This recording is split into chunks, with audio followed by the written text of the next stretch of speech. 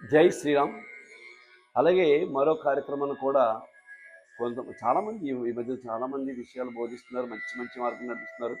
సమాజంలో యువతలకు మంచి బాటలు నడవడం చాలామంది మంచి మంచి ప్రవర్తనకారులు తయారయ్యారు. బాగుంది, చాలా సంతోషం.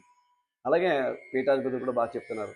అయితే కొంతమంది చెప్పిన వాటిల్లో మాంసాహారం తినడం, లేకపోతే ఏదైనా సరే నాన్ వెజ్ సంబంధించి ఏదైనా తినొచ్చు, ఎవరైనా పర్వాలేదు, బ్రాహ్మణులు తప్ప ఎవరైనా తినొచ్చు అని చెప్పన్నారు.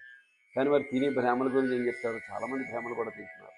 అయితే అలాని కాదు, మనకి ఏంటంటే ఎవరికి ఇప్పుడు ఉదాహరణకి మనకి రజోగుణం, తామస గుణం, సాత్విక గుణం ఉంటుంది అన్నమాట.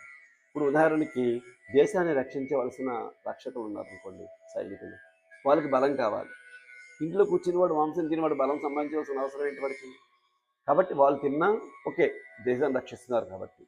అందునేంటి మనకి ఎలా కాదు, తినే విషయంలో కూడా, ఆహార నియమాల్లో కూడా ఇప్పుడు మనం ఉదాహరణకు డాక్టర్ కూడా మనకి చెప్తారు, మనం చేసే పని బట్టి, మనం చేసే కష్టం కానీ, లేకపోతే ఎంత కష్టపడుతున్నాం, పరిస్థితి బట్టి, చేసే వృత్తిని బట్టి కూడా మనకి కొన్ని ఈ ఆహార నియమాలు చెప్తున్నారు.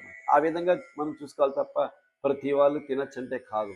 కానీ ఏంటి, కొంతమంది తప్పు లేదు అని చెప్పడంలో పర్వాలేదు.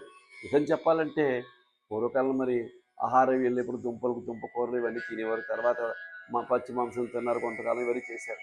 బట్ ఇప్పుడు సమాజంలో మనకి అన్నీ దొరుకుతున్నాయి కాబట్టి మన ఆహార విషయాల్లో మాత్రం సాధ్యవంతంగా మాంసాహారం కాకుండా మామూలు సాత్విక ఆహారం తీసుకుంటే ప్రతి మనసుని సాత్వికత వస్తుంది. ఎందుకంటే ప్రతి విద్యార్థి కూడా ఒక ఎడ్యుకేషన్ సంబంధించిన రోల్లో ఉన్నారు కాబట్టి.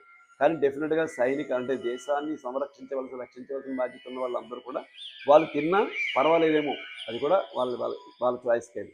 బట్ ఏంటంటే సాధ్యవంతంగా శాకాహారం తీసుకోవడం అంటే మనలో సాత్వికం వస్తుందన్నమాట. అయితే మాంసాలను తినడంలో సాత్వికం ఉండదని కాదు అక్కడ. అంటే మనం తినే ఆహారం బట్టే మన గుణాలు, ఈ 3 గుణాలు కూడా ప్రతిబింబిస్తూ ఉంటాయి.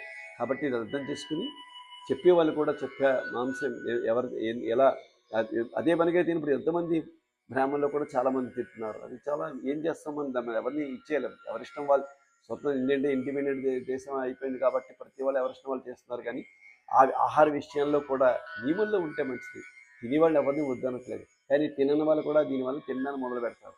కాబట్టి ఎవరిష్టం వాళ్ళు వదిలిపెట్టి వాళ్ళ ఆహార నియమం, నేను ఇలా ఉంటే నాకు ఇలా మంచిగా ఉంది అంటే వాడు అలా ఉండొచ్చు. కానీ ఇలా ఉన్నా అలా ఉన్నానే ఉండగలను, ఎలాగైనా ఉండొచ్చు వాడు. నేను తినైనా మామూలుగా ఉండగలను, తినకపోయినా మామూలుగా ఉన్నట్టే వాడు అలా ఉండొచ్చు, తప్పలేదు. బట్టి మన ఆహార విషయం బట్టి మన ప్రవర్తన మనకు తెలిసిపోతూ ఉంటుంది.